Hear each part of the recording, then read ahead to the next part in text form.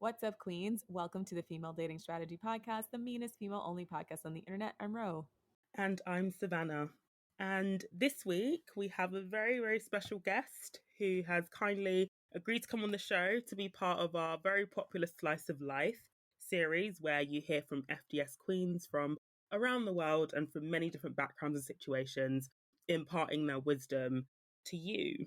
And today we are very, very lucky to have Khristen. Hello, Khristen. Hello, thank you so much for having me. So thank you so much, Khristen, for coming on the show. Would you like to tell our listeners a bit more about yourself and how you came to find FDS? Yes, I'm really glad that I stumbled upon FDS in the way that I did. So I actually found you guys in the aftermath of a very ugly divorce. And I wanted to add in the specificity surrounding that divorce because I actually think that my situation is more common than what people realize. I was really young, so I fall into the category of people got married young, but I was fortunate enough to get out young as well. I wanted to just share a little bit about that. And I'm just so glad that I found you guys during that time because I have been able to really use some great FDS strategies and that mindset to better my dating life going forward. So I found you guys in my mid 20s, and now that I'm 30, it has just really turned my life around in so many positive ways.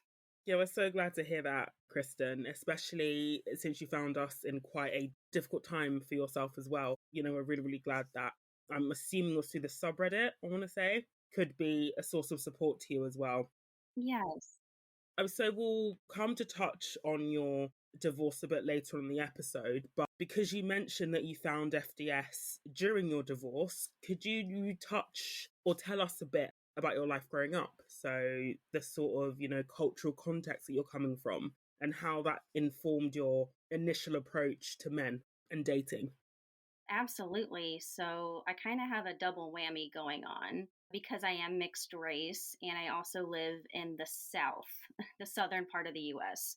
So I have that very conservative Southern kind of upbringing and just surrounding in that culture.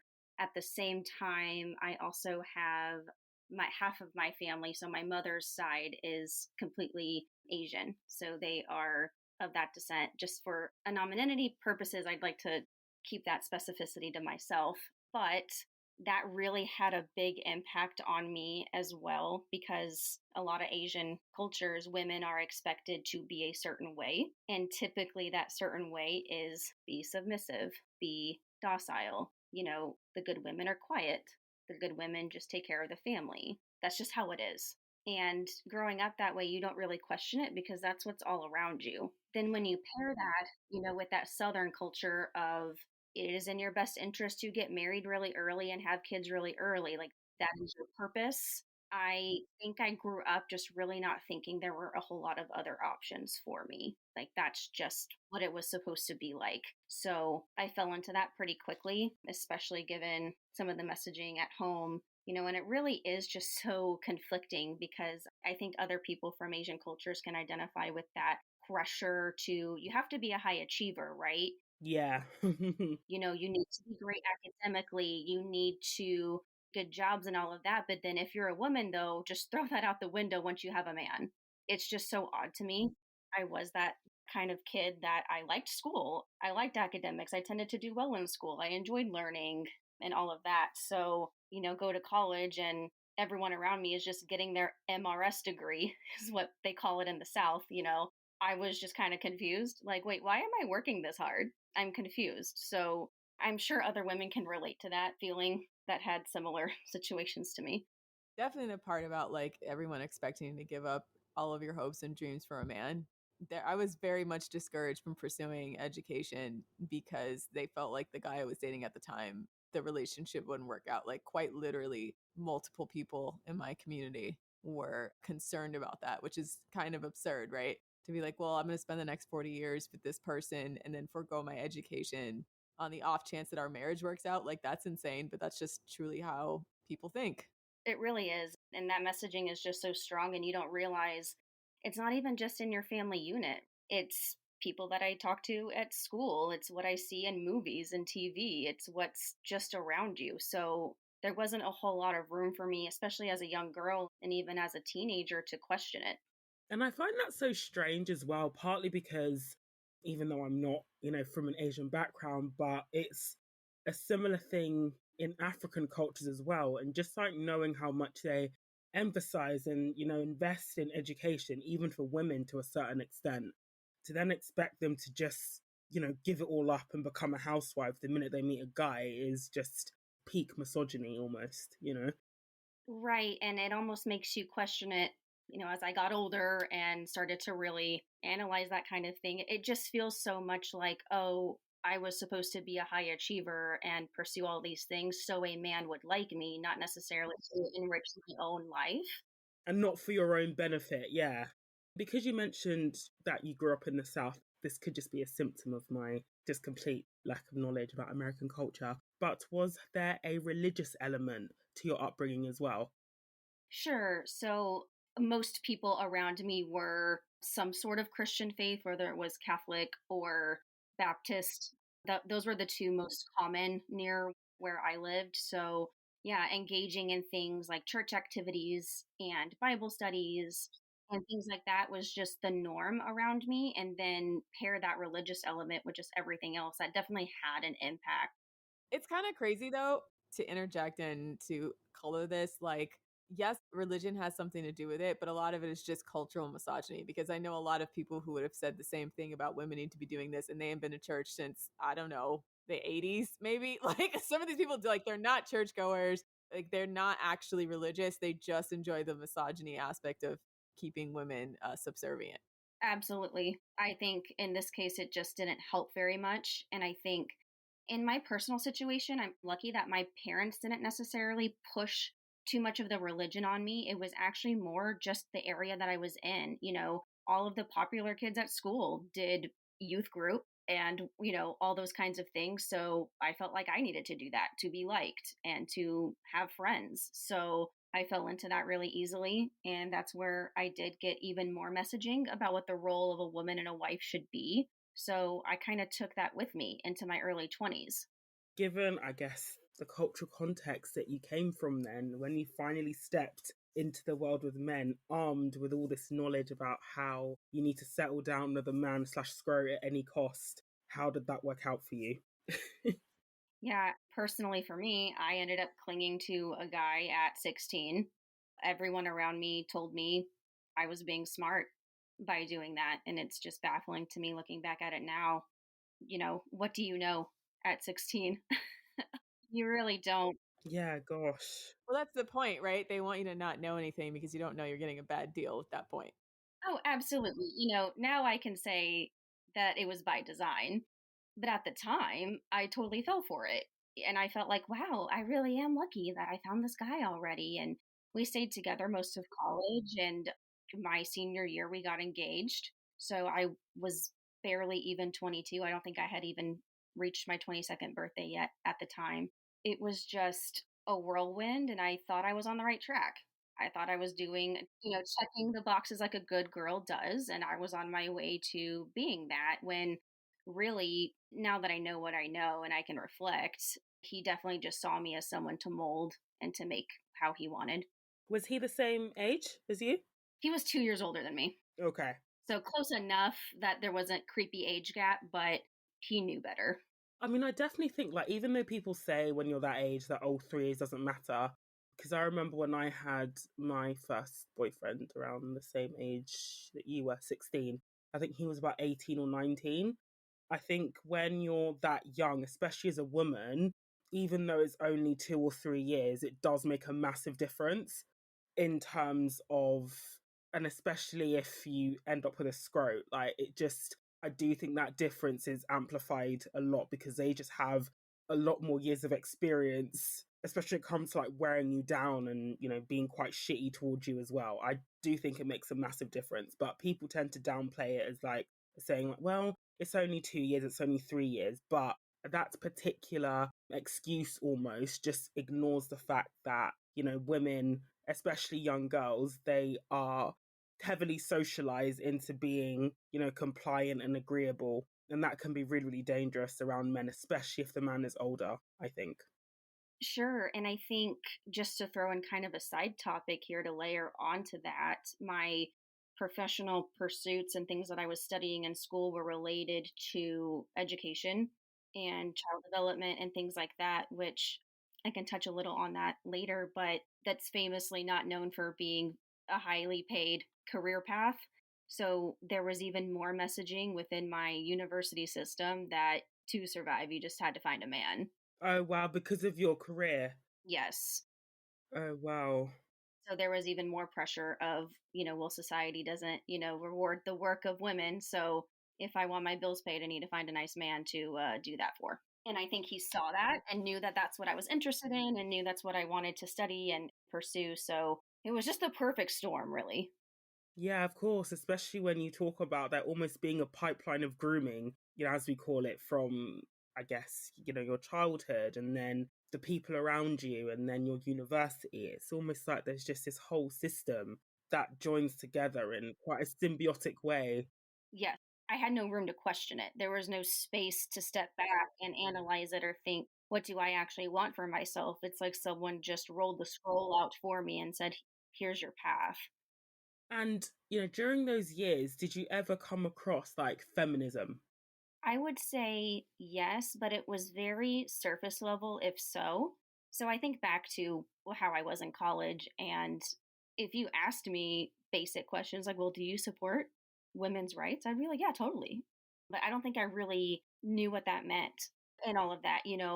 Doing life on your own as a woman, especially in the area that I was just not very common. So I think I had my own internalized misogyny that I had to work on and probably still do at times. So it's an unlearning process. Yeah, I would say feminism was definitely brought to my attention, but I don't think I really understood it.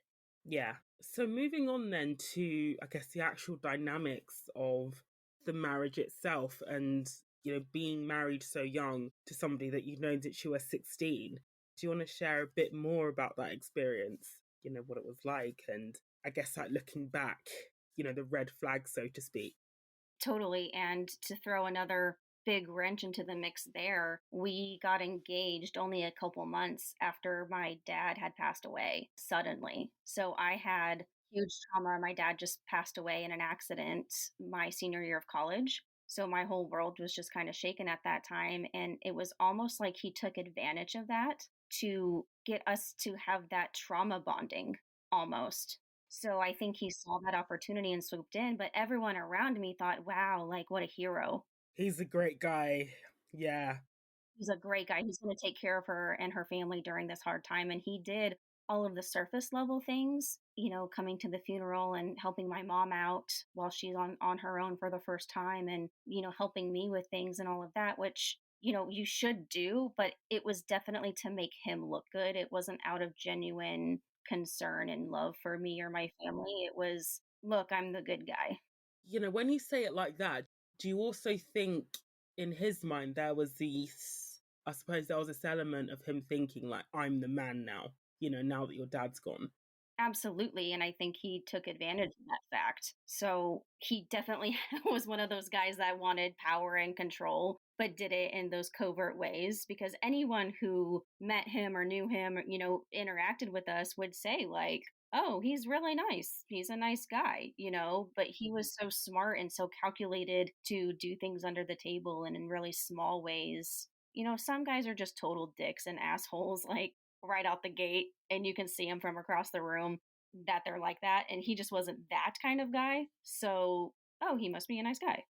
Yeah, sometimes the asshole, it almost like has to tenderize a bit in the slow cooker before you can really taste it with some of these scroats.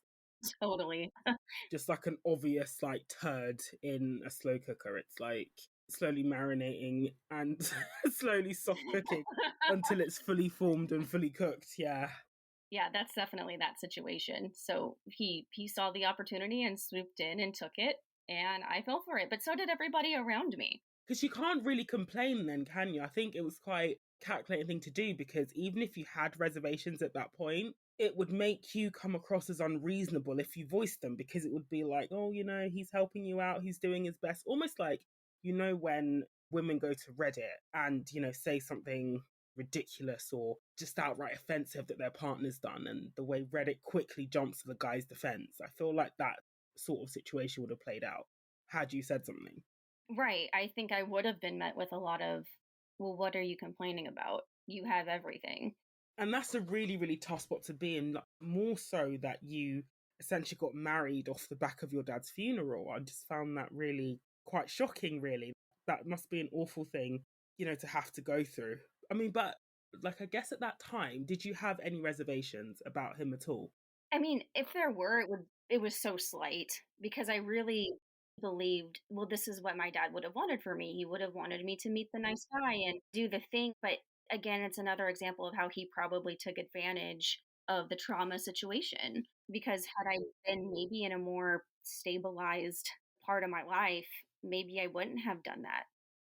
So moving on then to, I guess, the actual marriage itself. So after the wedding day, now you're married, you've now done, what everybody's asked you to do. But what was the day to day like? And I guess, when did it start to sink in that the marriage wasn't all it's cracked up to be? Yeah. So I will say he did very well financially. He had a very high paying job. He made a great salary. He didn't have a whole lot of debt. So he took on the role of finances.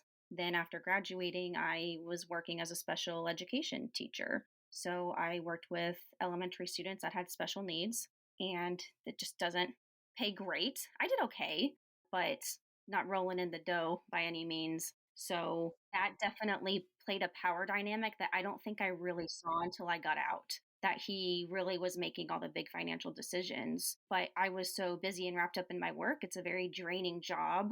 I think I just let it happen. And now looking back, I wish I didn't do any of that. I wish I had kept more of my money separate, because he convinced me to do, let's combine all of our money and let me take care of it. And when I'm going through trauma of losing my dad and I'm starting to work in a career that is very difficult, I was like, yeah, okay, sounds great. I didn't think twice about it. So then also from the outside, everyone's like, well, you have it really great. He's taking care of you financially. Isn't that what a high value man would do? But not when it's paired with financial control or even financial abuse. So, for example, I was working in a lower socioeconomic area. My kids tended to not have a lot of basic needs met. So every year around the holidays, they would do those angel tree kind of things where families would write down things that they needed, and then you could anonymously gift them something for their kids.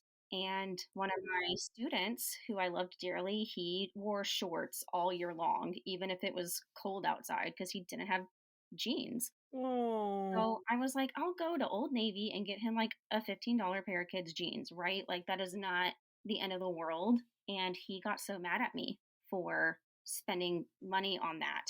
And that was my first kind of red flag, like, whoa, like, not only is this not a lot of money, but this is for something I deeply care about and I feel like is a really good thing to do. And you're going to act like I'm wasting our money. oh, I can just imagine the Reddit post now. If he went to Am I the Asshole, it would be like, oh, it's like financially cheating. You should have told him.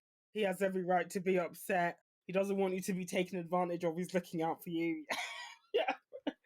You'd be the asshole. I would be. You'd be the asshole. But meanwhile, he could have a BMW in the garage and have the Xbox and have all the bells and whistles he wanted, right? But I couldn't buy this sweet fourth grade child a pair of pants so he wouldn't be cold.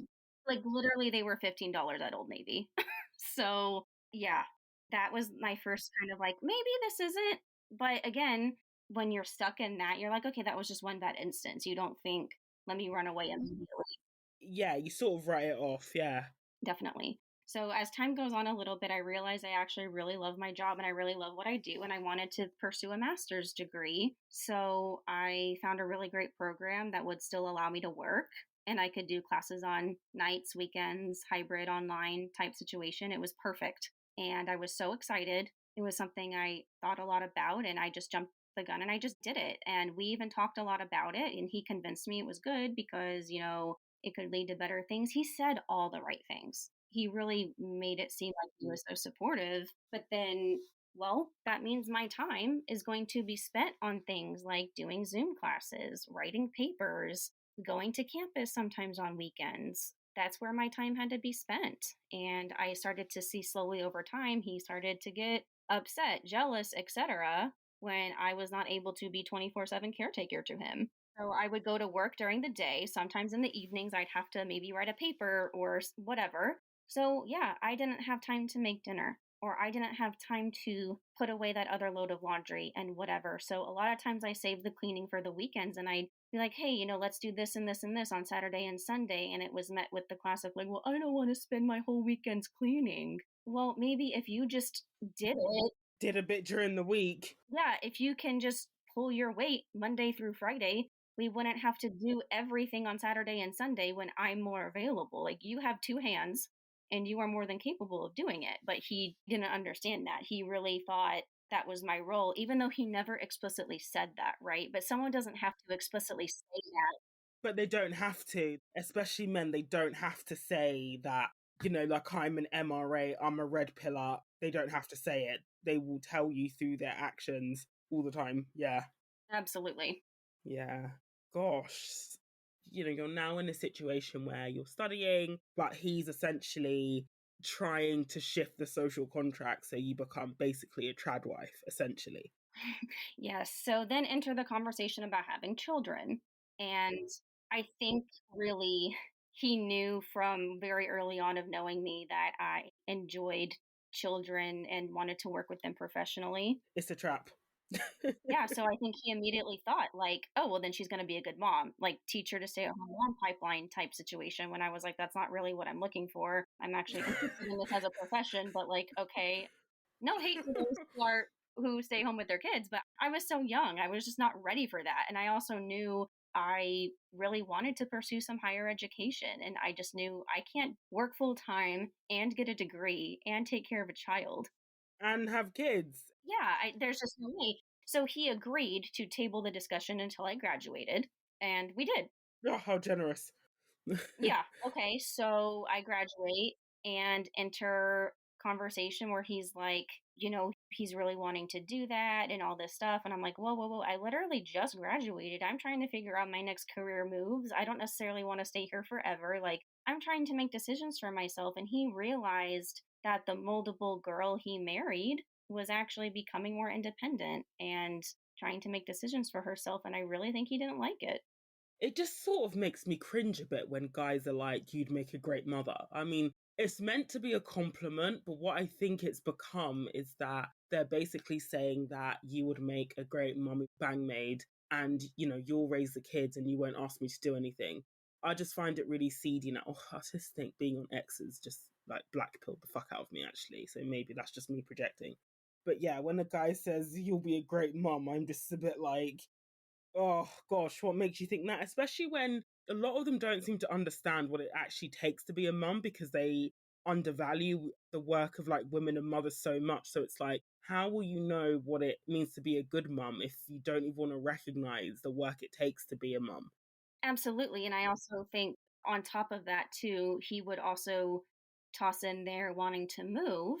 And it wasn't that I was against moving, but the places he was suggesting we move to were like halfway across the country.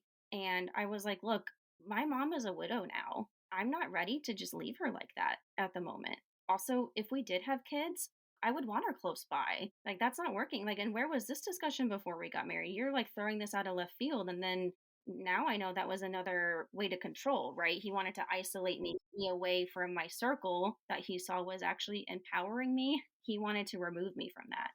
And I think that's such a good point. And I'm really, really glad that you came to this like rationalization for yourself, like Khristen, because I think it's a mistake a lot of people, especially women, now make. I understand the economic pressures of, buying a home and renting them. It's not always possible to do it, where your family are. But I do think if you have a good relationship with your family and friends, the decision to move away from them should not be taken lightly, especially if you are a woman, because like you say, if you have children, it will be your family and friends that will come through for you. And realistically, if you decide to move halfway across the world, it's unlikely that they're going to come out and be able to visit you as often as they would if you were closer to them. And so I do think that's a really, really good rationalization that you came to when you decided not to move, with your ex-husband. Absolutely. I'm really glad I ended up making that decision. But at that point, I didn't know yet that he was having an affair. Ooh. If you're ready for that conversation, Ooh. that was the last straw for me. But it was a roller coaster because it didn't happen in the way that I think TV and movies and the internet, whatever, portrays that it happens. I knew that things weren't really great, but I had zero evidence that there was an affair happening. A lot of times these stories start with, like, oh, well, I noticed his habits with his phone were different, or he's coming and going late or at different times and he's really distant. Things seemed to be normal. They really did. So I actually had no speculation that there was someone else in the picture. He started traveling more for work. So that's also how he was able to hide it really well. He was able to come home and just turn it off and things were normal and fine. But he was actually sleeping with a coworker during these work trips that were out of town so that I would have no idea. So he actually came clean to me, but in that weird narcissist way, it was to try to make him look better, like look at me being honest kind of situation rather than like, oh, you still did something really shitty. Like he still wanted me to throw him a cookie for being honest. Gosh. I mean, so you said that was the straw that broke the camel's back, but I guess, it's like one thing finding out that your husband, who up until this point you had your niggling reservations about, but you weren't entirely sure if that this was just his character, or maybe you did, you just decided that actually, yeah, like this was it. But basically my question is, what was the process between you finding out about the affair and you just deciding to bounce and finding FDS? So it was definitely hard because, again, going back to the whole culture situation, divorce was a dirty word. Oh, yeah. Yes. It wasn't even really in the forefront of my mind to do that. My first initial thought was actually more leaning toward, well, how do we work this out? How do we move on from this? It took me a little while to actually accept the D word in my life, which is just another case of that cultural misogyny surrounding me. I really internalized a lot of things about myself at that time. I thought, what's wrong with me? Right? Like, why am I not enough? Why did he seek out someone else? What am I doing wrong? I had to do so much work to realize that it really was not about me. Obviously, when someone has an affair, it says way more about them than it does about you, right? 100%. I'm glad that I've been able to talk to other women about that. Like, hey, you could be literally the wife from Satan, and that still doesn't give him the right to go stick his dick in someone else. So he can man up and come to you about the problems instead of chasing it down with someone else. But it took me a little while to get there, I'll admit. I had to do some of that unlearning, that deprogramming, to get there. But once I did get there, I just took a day off work and drove around to different attorneys in the area and I filed. Slam that paper down. I mean, honestly, I think at that point, there's just no. Did you do the Nicole dance of victory when she left the courthouse after divorcing Tom Cruise? Honestly. Yeah, I realized there wasn't anything left to work on. He was just adamant that, she's who he wanted to be with. I'm like, all right. Sometimes the finality of something like a divorce is so freeing because it's better sometimes to just, I don't know, go ahead and shoot that horse rather than trying to keep it alive with like duct tape and whatever have you, smelling salts. Sometimes it's just better to go. Oh, yeah. And I hadn't gone to church in a while, and I thought maybe I should try to go back to church. And I went, and everyone around me was like, well, let me pray for your husband to come back. And I'm like, I don't want my husband to come No. How did I know that was going to happen? I was like, the last place you want to go when you get divorced is. That's just like praying for the illness to come back. Yeah, right.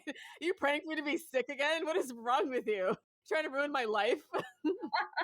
But to be honest, even though it's disappointing that was the church's response, but there are so many marriages in churches that are literally like hanging by one of Jesus's beard hairs, like, and they just can't bring themselves to separate.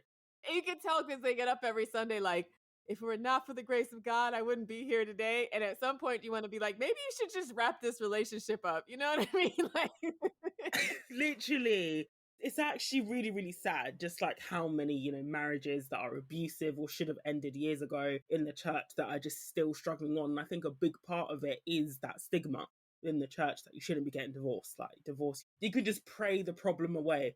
the church will excuse literally anything. They always want to quote reunite marriages, even if that guy's a rat bastard and does horrible things to you. Yep. But here's the thing though, like if we're going to take the Bible at face value, right, let's just say, we're at a Christian gathering, right? Even Jesus found cheating so deplorable that he gave that as a legitimate reason for divorce. So it's like, if even Jesus said that basically bin the partner who's cheating, then why are you telling me not to? It's just, I've never understood the church's tolerance for cheating because of that. Like, even Jesus thought it was so whack that you might as well just call it a day. But then you get people in the church saying, yeah, we'll just pray for you to get back together. Stupid. Yeah, it really is. I was like, what about me? Like, what about the person here in front of you trying to move on with her life? Are you telling me there's nothing else for me besides this scrote? Like, I don't understand. So that really actually helped me. I'm glad I did that because it almost gave me the ick, you know what I'm saying? So I think I have that moment. That really helped me heal when I realized, oh, okay, like I'm not the crazy one here. You're in church one day and you're like, oh, wait, these people are crazy. Then you sort of back out slowly. Yeah. Yeah, that's definitely how I felt for sure. For sure. Even where my workplace at the time, I still felt like I couldn't say a whole lot about my personal life. It's just, I didn't know anyone like me. I didn't know anyone that was 25, 26, already getting a divorce when a lot of people around me hadn't even been married yet. So it felt isolating at times, kind of felt like I had that scarlet letter on me at times. There were definitely moments where I would cry thinking, well, who's going to want to date me? Like, am I just this used up trash? Again, that internalized misogyny that like a woman's worth is her, her purity and all that kind of crap. That was really hard to work through. And I'm not going to say it was quick. It took a while to unlearn some of those thoughts. It's hard. I mean, even for myself, like I can identify with you on that level. It's like because you get so many messages about everything you can do and be wrong as a woman from the time you're very small. And it's all in relation to like what men want. They never really give you space to even figure out what you want. So then your mind is always clouded with all the things that are wrong with you. It's actually a really huge problem in the way women are socialized, but especially in like religious communities.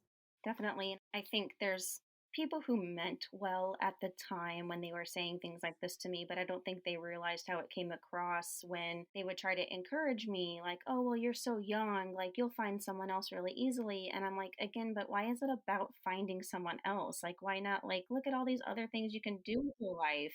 Why is it about having to find someone?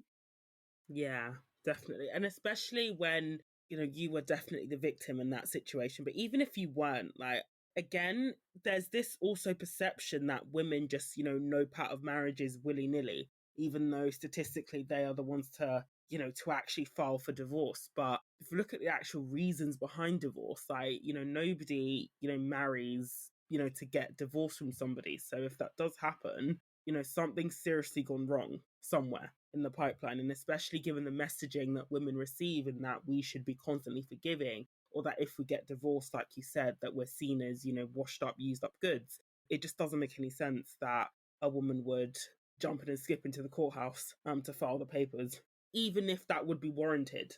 At least that might not be their reaction initially to divorce.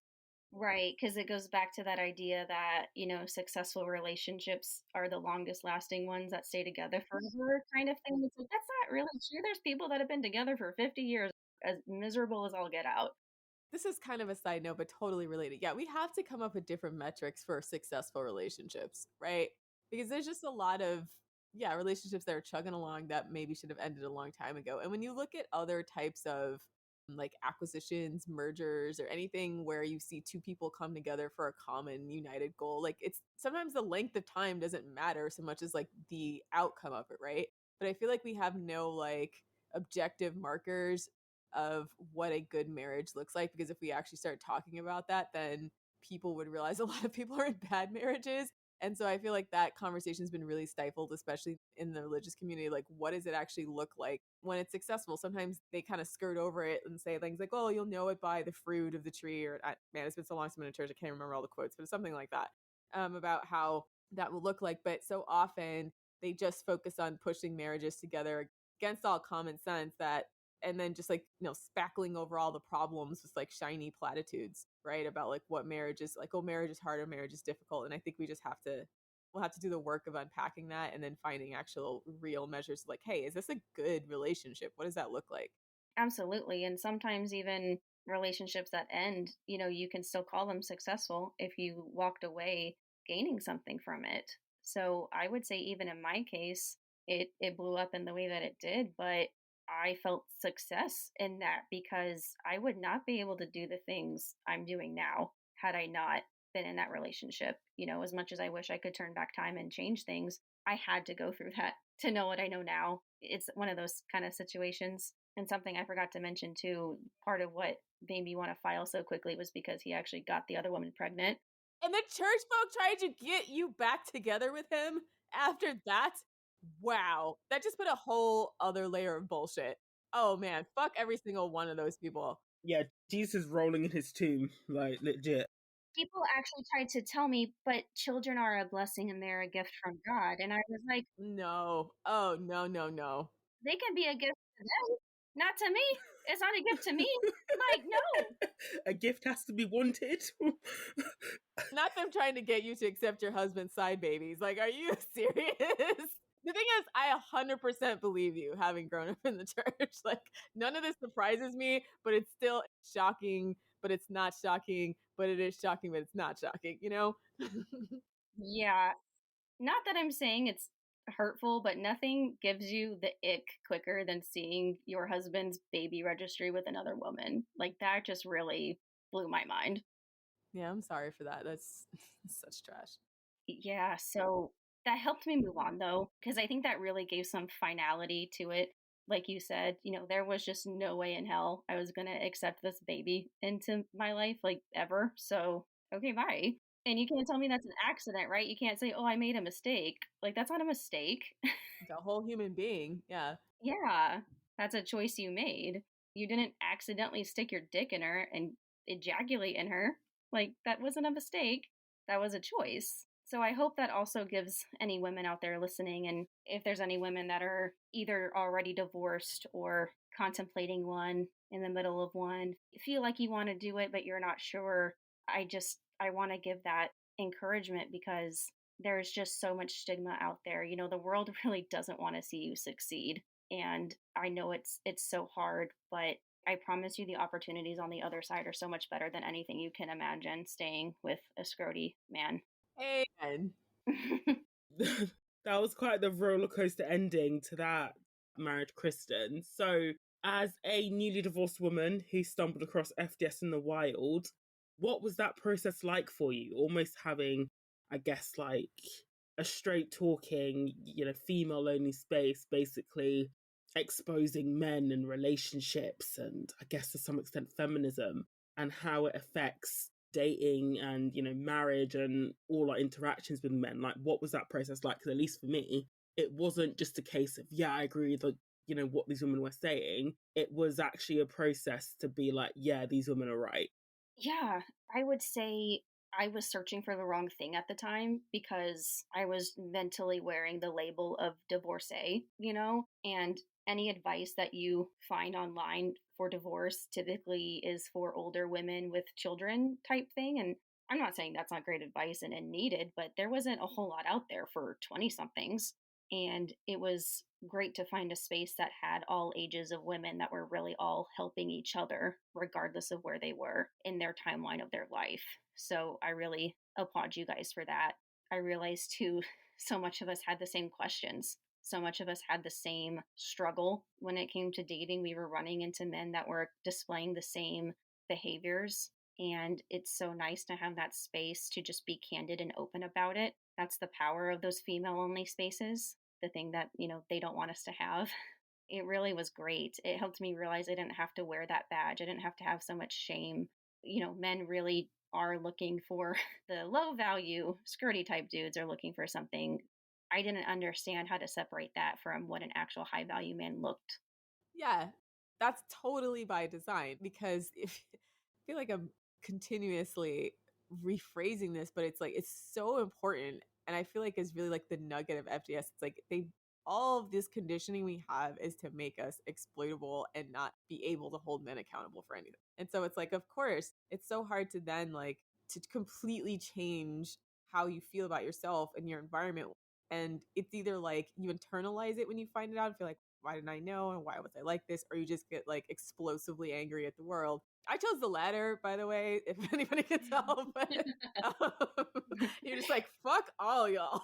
I want to destroy it. But it's a totally natural thing. I'll let you guys know what it's like on the other side of that anger at some point when I get there. But like, it's like, but it's such a process. And so it's like finding the compassion for yourself and understanding like it's not your fault. Like that's just the way that society was structured for a very long time. And now that you have the knowledge, you can now empower yourself to make different decisions. Not doesn't mean it's easy, but it does mean that like, hey, at least you aren't in your 50s with a couple of kids, also raising your husband's outside baby, now Googling about what to do after divorce. You know what I mean? Because that is some women's lives as well. And like, I mean, no joke, that was, my great grandmother's life, quite frankly, but she didn't have a lot of options back then.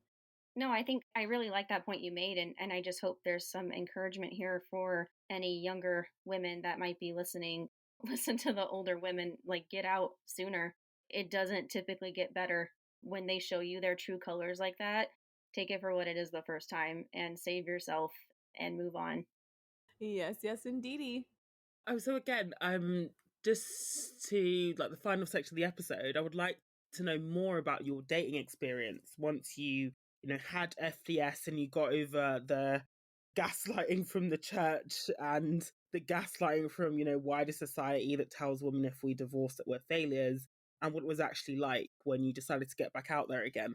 Yeah, it took a little while to build up the courage. I realized I didn't really know how to date. So it was a skill I had to practice. I had to go on several bad first dates. I had to learn how to not get too attached too quickly. I think there was still a layer of that internalized misogyny that I had to make it work with somebody. So the sooner the better. I didn't want to have to race with time. I realized, oh, I am in the driver's seat here, right? The world doesn't want to make you believe that. So once I really got into that mindset of like, oh, okay, I am in the driver's seat with this, gosh, these men out here are just so thirsty. Like, it's crazy to me. So when I realized how much power I really had in this dating process, it really changed the game for me. And that must have felt like such a shift from when you first started dating and during your first marriage as well. Absolutely. It really was. I realized, okay, now I know what kind of characteristics a high value man has. And if you don't even have those initial basic things, I'm not giving you my time. My time is valuable. Access to me is so valuable. So you really have to be above par to get that. And they keep saying the bar is in hell all the time. And it's like, well, I have to raise it for myself. Like, sorry, dude, you want me to go 50-50 on this? Sorry. Like, there's another guy who's not going to make me do that. Bing. Yeah. Yeah. And so, I mean, did you ever disclose your past relationship to the men that you were dating? Not initially. No, I didn't want to be judged by that. I really wanted them to get to know me for me first, and then I would disclose it. But I also had to remind myself, like, well, if that's the reason they don't want to be with me, then they weren't for me anyway. So I let them get to know me a little bit first. I mean, not for like forever, but hey, let me vet you out initially first a little bit. So yeah, any guy that would judge you for getting divorced after your ex-husband completely had another family on you is a piece of crap. Like, I feel like that's unequivocal. well, see, I'm glad you said that, Ro, because that's what you would think. But you know what these men, some have said? It's like, oh, well, I'm a bad picker, or what'd you do to make him step out on you? It still turned back on me like it's my fault. So that was actually a good screener, a good vetting strategy for me. It's like, oh, if you think that way, then we're not a match. That's pretty insane. Oh, I wish I could say it didn't happen, but it happened quite a bit. The thing is, nothing that they do surprises me. I just am always, again, I'm surprised, but not surprised, but surprised. Yeah, one of the guys is like, oh, what did you do to make him go have an entire other child? I don't know. I obviously didn't condone or know they was doing any of that stuff. So that's crazy. That's just crazy.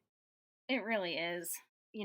I will say the freedom of not having him in my life has just improved the overall quality of my life, not even just with dating again, but even personally and professionally. I've been able to level up in many ways, and that's helped me in dating, right? I had to be that high value woman myself.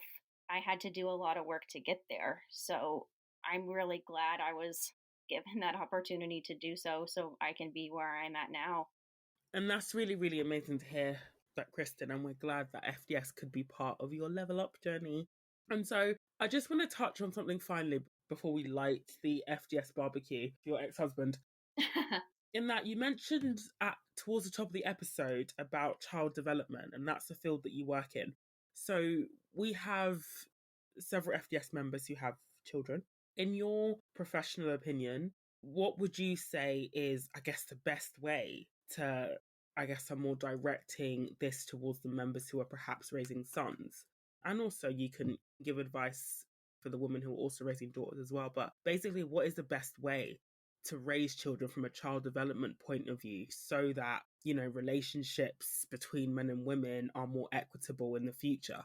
I think that's a great question. And my biggest piece of advice for parents to remember is, if they are going to school and they have teachers, that the parents are the first teachers, and whatever you see in the home is actually going to stick with that child much longer than whatever they're exposed to at school, right?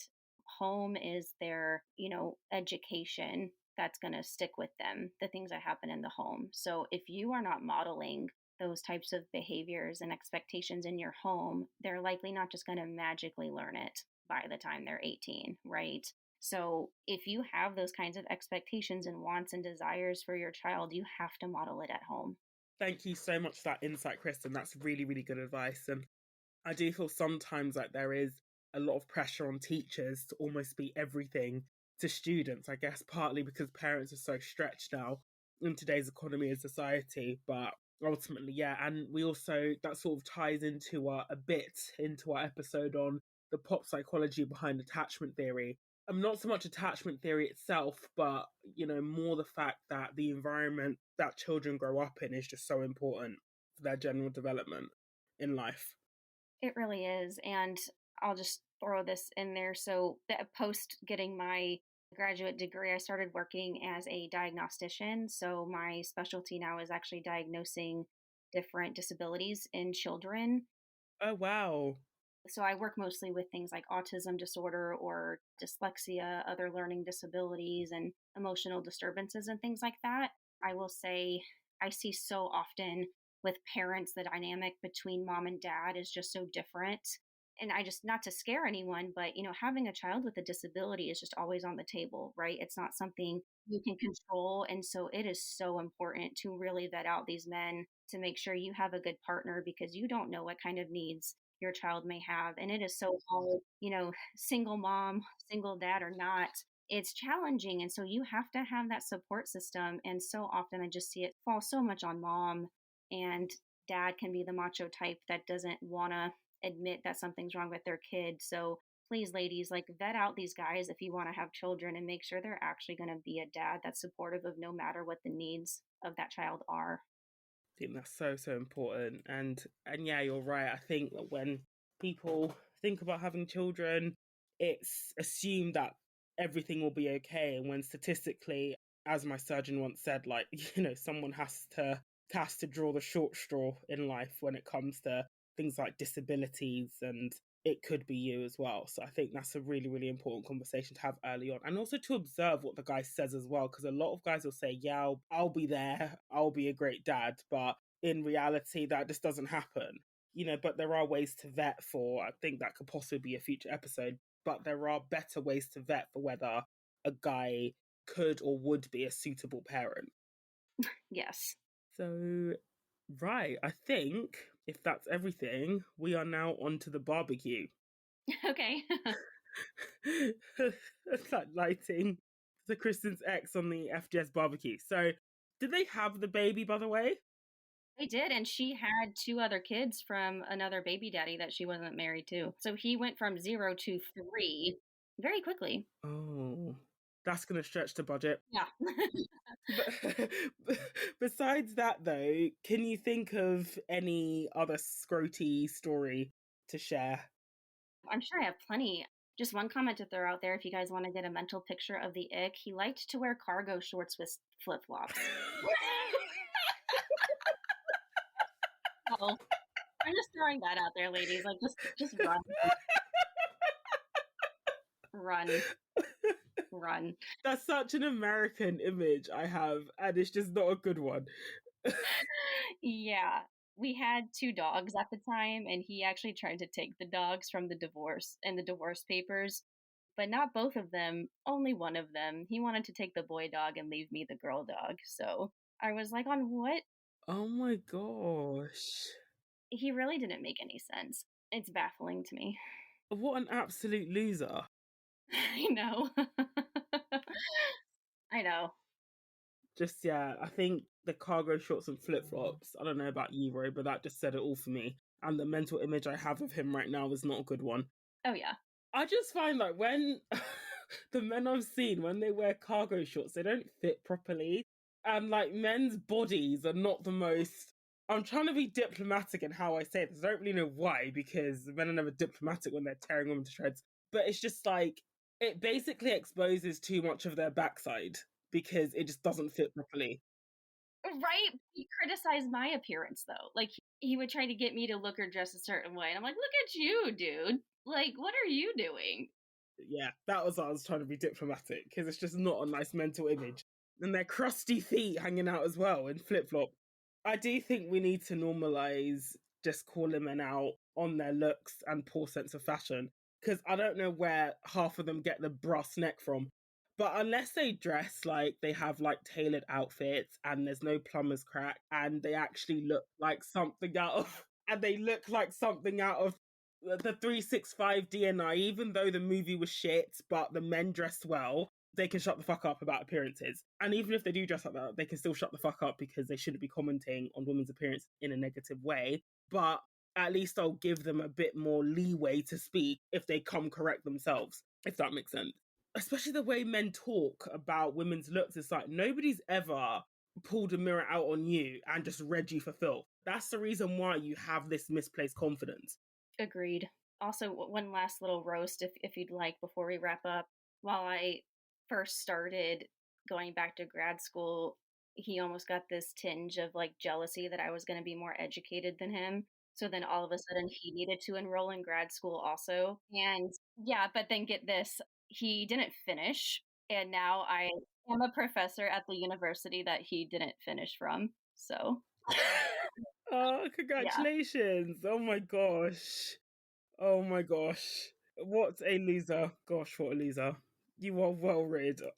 And I imagine school's expensive in the US, so he literally enrolled in school just to be able to stick it to you. He couldn't even do that. Yeah, no, he couldn't handle that. So God forbid his wife is educated and has career prospects. Yeah, I'll say a silent prayer for her because, boy, that doesn't sound like a good person to be shacked up with. You know, she probably thinks that she found a good one. So, But thank you so much, Khristen, for sharing your story with us today. It's been really, really insightful and funny. Thank you for having me. Yeah, thank you so much for coming on the show. Yes, I really appreciate everything that you guys do for women all over. It's so wonderful having this female space, and I owe you guys a lot for the growth and things I've been able to do. So thank you so much. Oh, thank you. Thanks so much. That's our show. Check us out. on thefemaledatingstrategy.com if you want to discuss this episode. Also, check us out on Patreon, patreon.com/femaledatingstrategy. On X, which I think only Savannah's still on there right now because I've just abandoned that dumpster fire. Oh gosh, that app is blackpilling me by the second. Oh yeah. Or on Instagram @_the female dating strategy. Thanks for listening, queens. You'll find a man that doesn't wear cargo shorts and flip flops, ladies. Bye, guys. Bangity bang. Yes. Die mad. See y'all next week.